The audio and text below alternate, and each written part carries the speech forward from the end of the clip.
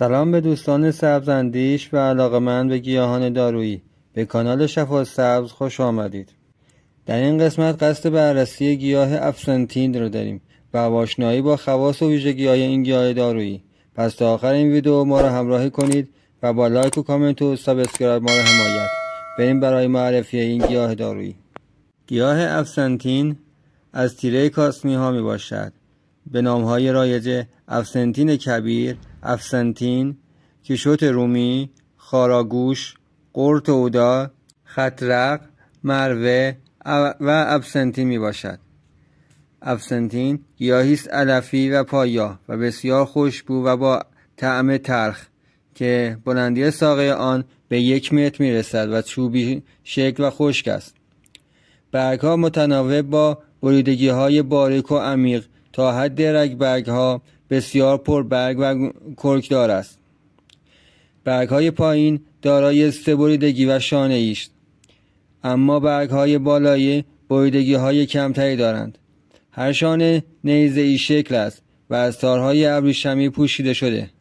گل‌هایش زرد و شیپوری و بسیار کوچک است. این گیاه در ماه‌های تابستان به گل می‌نشیند. ترکیبات شیمیایی ابسنتین شامل ماده تلخی به نام ابسنتین و ماده دیگر به نام آنابسنتین، صمغ، اسانس روغنی، اسید مالیک و سینیک تانون اسید اسکوربیک می باشد. قسمت مورد استفاده ابسنتین برگ و سرشاخه های گلدار آن است که بین تیر تا شهریور جمع آوری شده و در سایه خشک می کنند. خواص و اثرات دارویی گیاه ابسنتین: طبع آن گرم و خشک است. ابسنتین دارای خواص آرام بخش، ضد انگل، تونیک، تبر، ضد عفونی کننده، اشتها آور، قاعده آور، قابض مقوی معده، تصفیه کننده خون، باز کننده مجاری و عروق، مسهل صفرا و زرداب، ادرار آور، ضد سودا، خلط آور، ضد بلغ، معرق، ضد نفخ، تنظیم کننده قاعدگی، مقوی قلب و مقوی دستگاه هضم می باشد. ابسنتین در موارد کمخونی، اسهال‌های مزمن، نارسایی کبد، نفخ و تب‌های نوبه، آب آوردن نسوج بدن و خیز عمومی بدن، رفع قطع حالت قاعدگی زنان جوان، دفع کرم، تقویت قلب و دستگاه گوارش، دفع کرم اسکاریس و کرمک، درد معده، خستگی مفرط، یرقان، سکسکه، گندگواری و کولیک شکمی، تقویت بینایی، تقویت معده و کبد و طحال و روده ها و رحم و غیر مورد استفاده قرار می گیرند.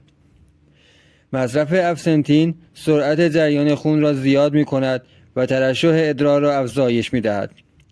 دم کرده 50 گرم گل و سرشاخه های گلدار ابسنتین در 1 لیتر آب جوش به عنوان کمک به هضم غذا و رفع گاستریت و ازدیاد ترشح صفرا مفید است.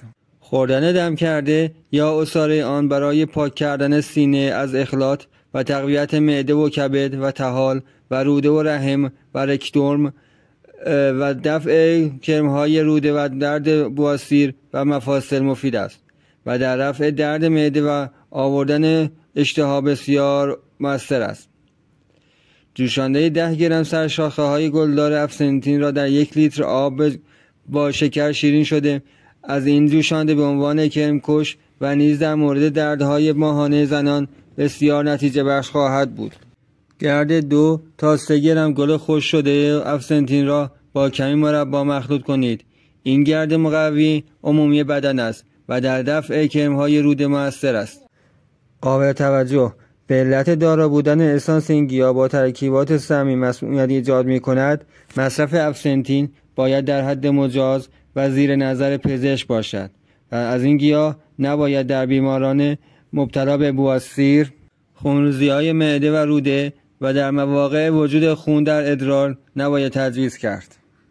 اگر از این ویدیو خوشتون اومد حتما نظراتتون را در کامنت بنویسید و ویدیوهای مرتبط و جذاب دیگری را هم میتونید در باکس توضیحات همین پایین پیدا کنید. ممنون که تا آخرین ویدیو ما را هم تماشا کردید.